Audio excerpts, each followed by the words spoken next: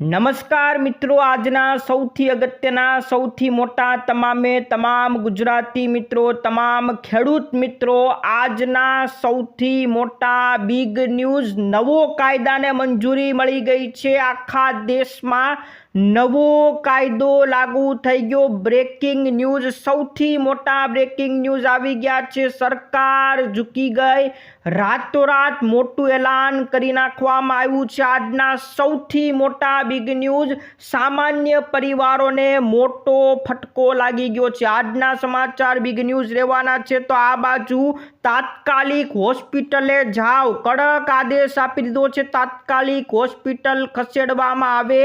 આજના breaking news, ખેડૂતો માટે સૌથી મોટી જાહેરાત, ખેડૂતો માટે રાહત, મોટી જાહેરાત કરી નાખવામાં આવી છે। વિદ્યાર્થીઓ માટે મોટી સહાય આપવામાં આવી છે। સિમ કાર્ડને લઈને કડક નિર્ણય લાગુ થઈ ગયો છે। સિમ કાર્ડ હોય તો સાવધાન, કડક નિર્ણય છે। એસટી બસનું ભાડું ફરી એકવાર ઘટાડી દેવામાં આવ્યું છે। મુસાફરોને રાહત મળી ગઈ। તો એસબીઆઈ ગ્રાહકો, એસબીઆઈમાં ખાતું હોય તો મોટો ઝટકો લાગી ગયો છે। આજના સૌથી મોટા બિગ ન્યૂઝ આવી ગયા છે। આ બાજુ ઓટો ટેક્સી, જે ગુજરાતના ઓટો ટેક્સી છે, એને પ્રતિબંધ મૂકી દેવામાં આવ્યું છે। એટલે ગુજરાતીઓ ઓટો ટેક્સી પ્રતિબંધ મૂકી દેવામાં આવ્યું છે। તો સાથે સાથે ફરી એકવાર E10 પેટ્રોલ આવવાનું છે, ફરીથી પાછું આવવાનું છે। આરટીઓની અંદર કડક કાર્યવાહી થઈ ગઈ છે। એઆઈ ટ્રેક લાગુ થઈ ગયા છે। તો તાત્કાલિક હવે હોસ્પિટલે જવાનું, લોકલ ટોલ પાસ આવી ગયા છે। અનલિમિટેડ મફત મુસાફરી કરી શકશો। ટોલ નાકાઓ પર મફત મુસાફરી, ખેડૂતો માટેની પદયાત્રા શરૂ થઈ ગઈ છે। તો પશુપાલકો સાવધાન, દૂધમાં ભેળસેળ હશે તો હવે ખેર નથી, ચેતવણી આપી દેવામાં આવી છે। આજના આ લેટેસ્ટથી લેટેસ્ટ તમામ સમાચાર જાણવાના છે, એકે એક સમાચાર જાણીશું। પણ એ પહેલાં જે મિત્રો નવા હોય, આપણી ખેડૂત દુનિયા ચેનલને ફટાફટ સબસ્ક્રાઈબ કરી દેજો। તો નમસ્કાર મિત્રો, સૌથી પહેલાં સમાચાર ઉપર નજર કરીએ તો એસબીઆઈની અંદર જે લોકોનું ખાતું છે, તમામ ગ્રાહકોને મોટો ઝટકો લાગી ગયો। હવે મિત્રો, બેંક ખાતાની અંદર રોકડ ઉપાડના નિયમમાં ફેરફાર થવાનો છે। ક્યારથી થવાનો છે? આવનારી 1 ઓક્ટોબરથી, એટલે ઓક્ટોબર મહિનાની આ 1 તારીખથી દર મહિને 4 વખત ફ્રીમાં પૈસા ઉપાડી શકશો। અને પછી દરેક વધારાના ઉપાડ ઉપર 15 રૂપિયા ચાર્જ વત્તા તમારે જીએસટી પણ ભરવું પડશે। એટલે 4 વખત જ મફતમાં તમને ફ્રીમાં તમે એટીએમમાંથી પૈસા ઉપાડી શકશો। આ બિગ ન્યૂઝ છે। ડિજિટલ વ્યવહારો ઉપર પણ ડિસ્કાઉન્ટ દૂર કરવામાં આવી રહ્યું છે। એટલે કે જે ડિસ્કાઉન્ટ આપવામાં આવતું, તમે ઓનલાઈન કરતા હતા, ડિસ્કાઉન્ટ મળતું, એ ડિસ્કાઉન્ટ પણ દૂર કરવામાં આવી રહ્યું છે। આનો અર્થ એ છે કે મફત ઉપાડ મર્યાદા પૂર્ણ થાય પછી ઓનલાઈન અને ઓફલાઈન બંને વ્યવહારોમાં ચાર્જ લગાડવામાં આવશે। ક્યારથી ચાર્જ લાગુ થશે? 1 ઓક્ટોબરથી, એટલે ઓક્ટોબર મહિનાની 1 તારીખથી એસબીઆઈનો આ નવો નિયમ, નવો રૂલ લાગુ થવાનો છે। તો સૌથી મોટા આજના બિગ ન્યૂઝ છે। આ બાજુ એસટી બસનું ભાડું ઘટાડ્યું છે। 15 દિવસમાં 30 દિવસની મુસાફરી પહેલાં હતી, એ ફરીવાર શરૂ કરવામાં આવી છે। હમણાં મિત્રો વધારીને 18 દિવસનું તમને ભાડું ભરો તો 30 દિવસની મુસાફરી મળતી હતી, એને હવે ફરીથી ઘટાડીને 15 દિવસ કરી નાખવામાં આવ્યું છે। એટલે અપડાઉન કરતા મુસાફરોને એસટી બસે સૌથી મોટી રાહત ફરીવાર આપી દીધી છે। જે અપડાઉન કરતા મુસાફરોનો પાસ હોય, એ પાસમાં 50%નું ભાડું રાહત આપી દીધી છે। એટલે ફરીથી માસિક પાસ, એટલે કે મહિનાનો પાસ તમારે ખરીદવો હોય તો 15 દિવસનું જ ભાડું તમારે ભરવાનું છે। 30 દિવસ તમે મુસાફરી કરી શકશો।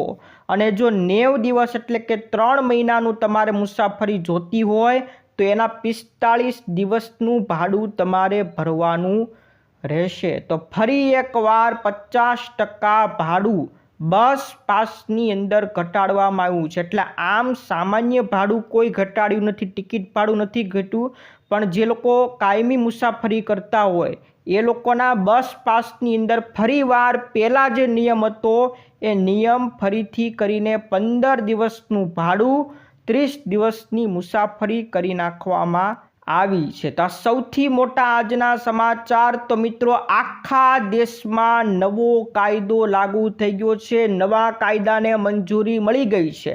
રાષ્ટ્રપતિએ આ કાયદાને મંજૂરી આપી દીધી છે। આપણા રાષ્ટ્રપતિ છે દ્રૌપદી મુર્મુ।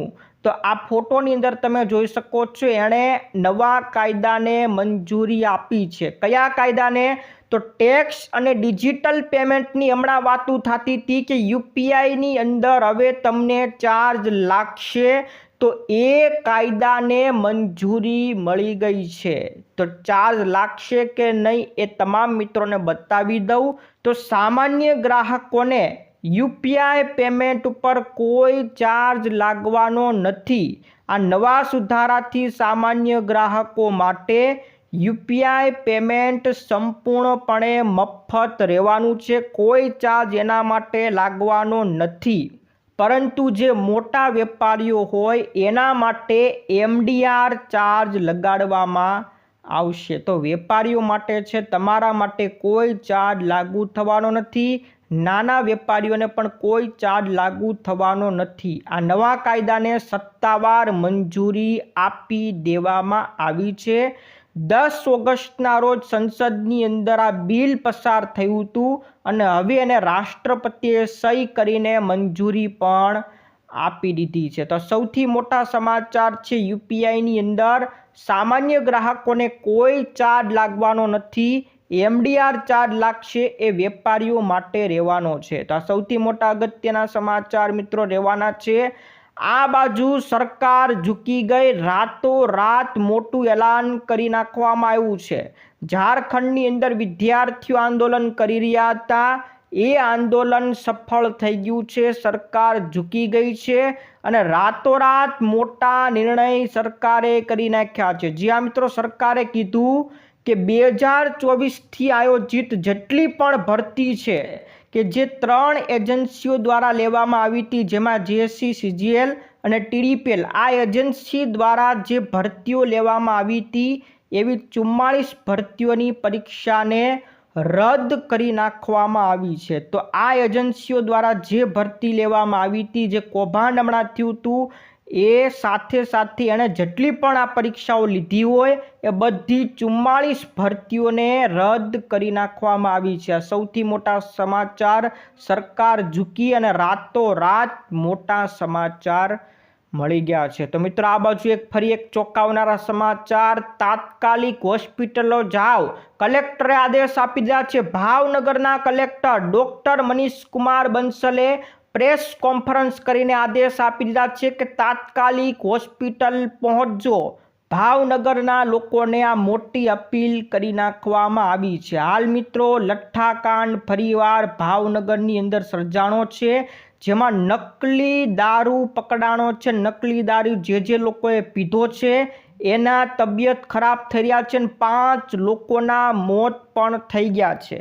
તેથી ભાવનગરના કલેક્ટર ડોક્ટર મનીષ કુમાર બંસલે કીધું છે કે જે લોકોએ છેલ્લા 3-4 દિવસની અંદર રોયલ સ્ટેગ દારૂ પીધો હોય એ બધા તાત્કાલિક હોસ્પિટલ પહોંચજો, નકર તમારી સાથે પણ આવું થવાનું છે। 3-4 દિવસમાં જે લોકોએ રોયલ સ્ટેગ દારૂ પીધો હોય એણે નજીકના હોસ્પિટલમાં દાખલ થવું જોઈએ એવું કલેક્ટરે આદેશ આપી દીધો છે।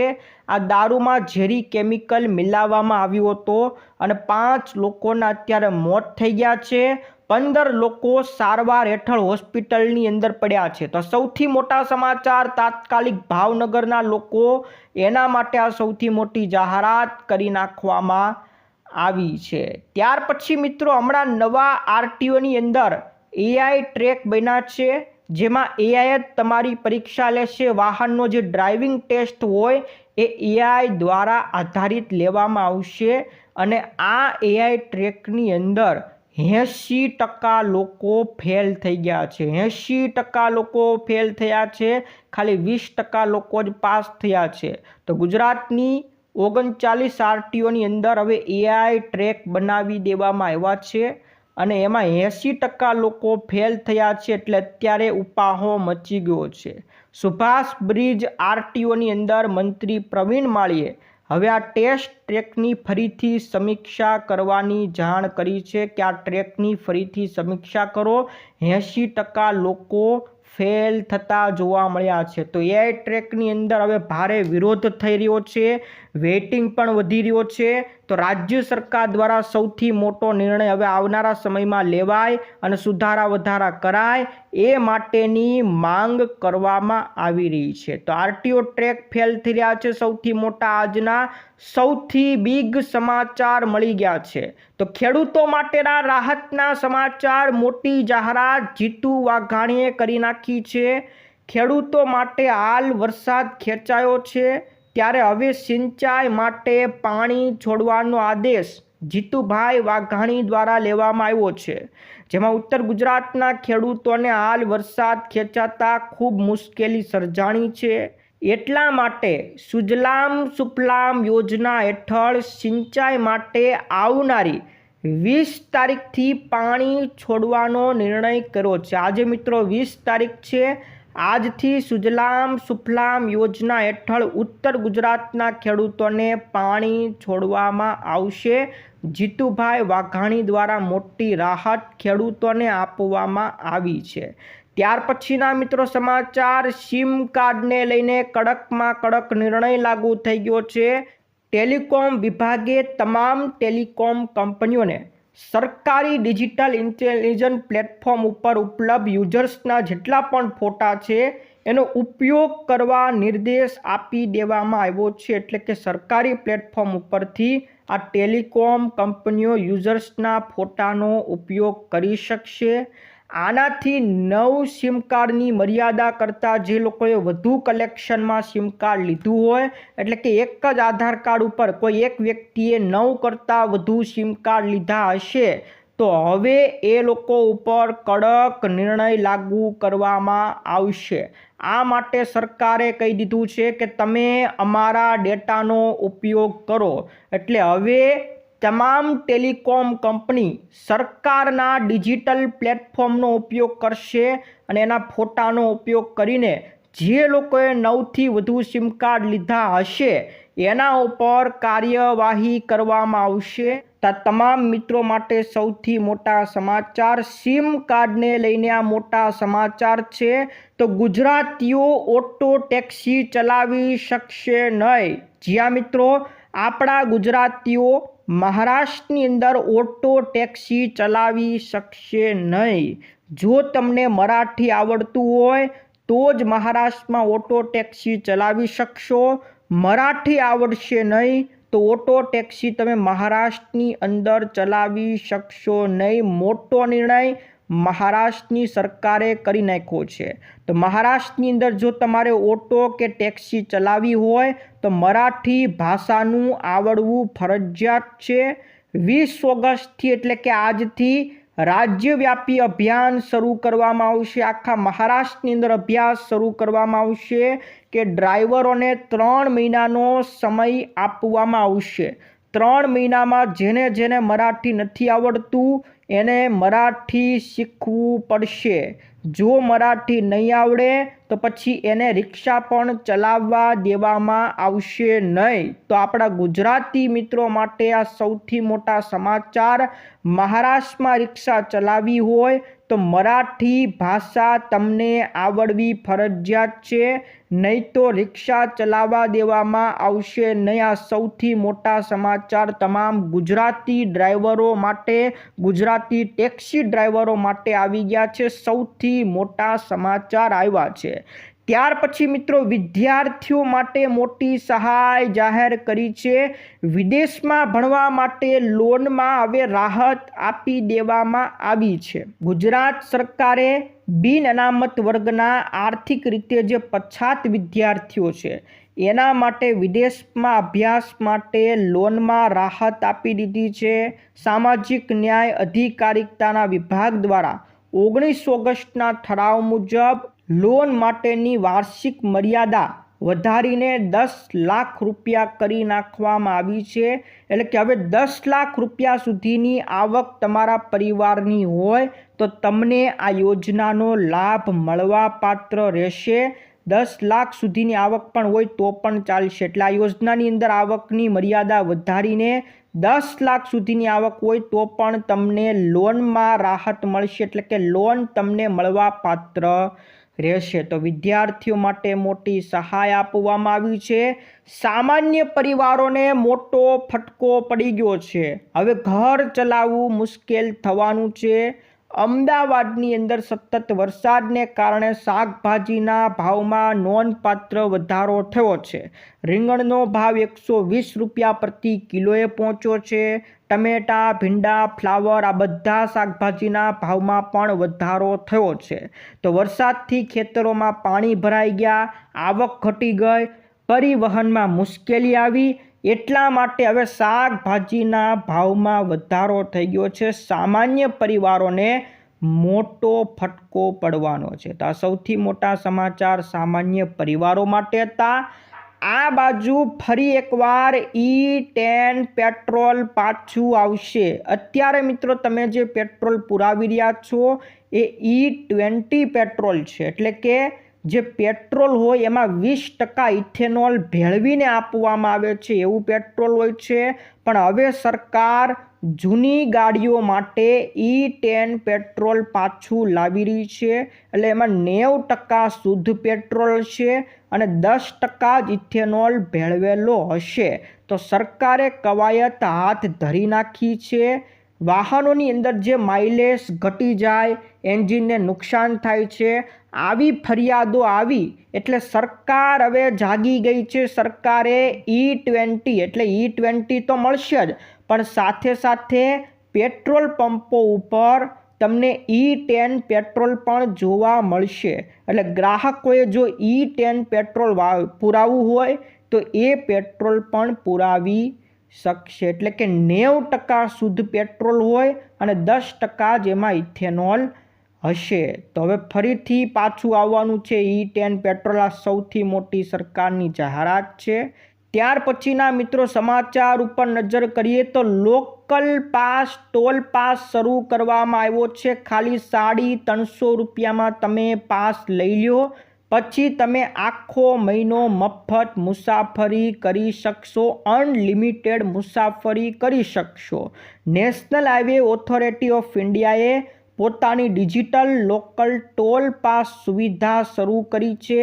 એનો વ્યાપ પણ વધારી દીધો છે અને દેશના 121 ટોલ પ્લાઝા ઉપર આ સુવિધા શરૂ કરી છે. એમાં કોને લાભ મળશે તો જે ટોલ પાસની નજીક એટલે ટોલ નાકું હોય એની નજીક 20 કિલોમીટરની એરિયામાં જે લોકો રહેતા હોય એના માટે જ આ ટોલ પાસ શરૂ કરવામાં આવ્યો છે. એટલે 20 કિલોમીટરની ત્રિજ્યામાં ટોલ પ્લાઝાની નજીકમાં રહેતા હોય એના માટે આ સુવિધા શરૂ છે. અને એ લોકો સ્માર્ટફોન ઉપર ઘરે બેઠા જ આ પાસ મેળવી શકશે.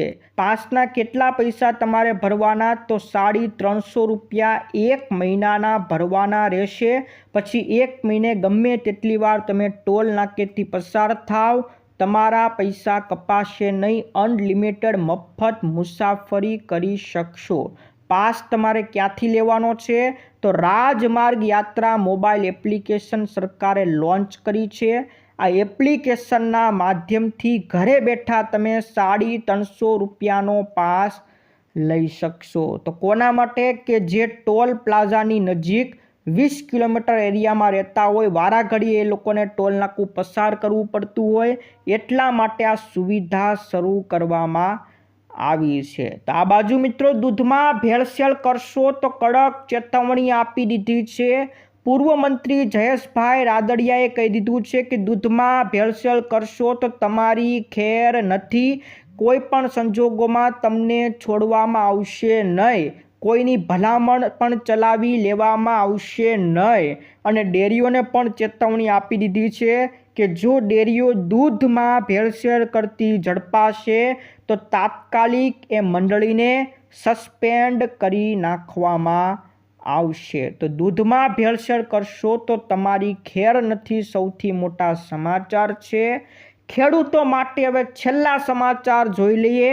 ખેડૂતો માટે પદયાત્રા શરૂ થઈ ગઈ છે। પંજાબ હરિયાણાના જે ખેડૂતો છે એ હવે પદયાત્રા કરીને દિલ્હીના જંતર મંતર સુધી પહોંચવાના છે। આ કિલોમીટર 226 કિલોમીટર છે। 226 કિલોમીટર કાપવાનું છે। ગઈકાલ પરમ દિવસથી ખેડૂતો નીકળી ગયા છે। 51 ખેડૂતો પદયાત્રા કરશે અને એની સાથે 200થી વધુ ખેડૂતો વાહન મારફતે જવાના છે।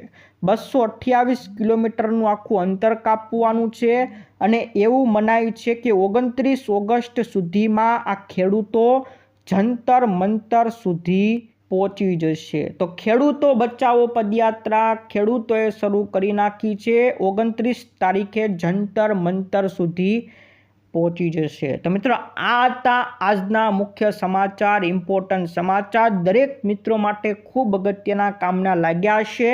તો મિત્રો વિડીયો ગમ્યો હોય તો વિડીયોને લાઇક કરી દેજો, તમારા મિત્રોને ફેસબુક ગ્રુપમાં, વોટ્સઅપ ગ્રુપમાં ફટાફટ મોકલી દેજો। આજ માટે વિદાય લઈએ છીએ, ફરી મળીશું આવતા વિડીયોની અંદર। જય જવાન, જય કિસાન।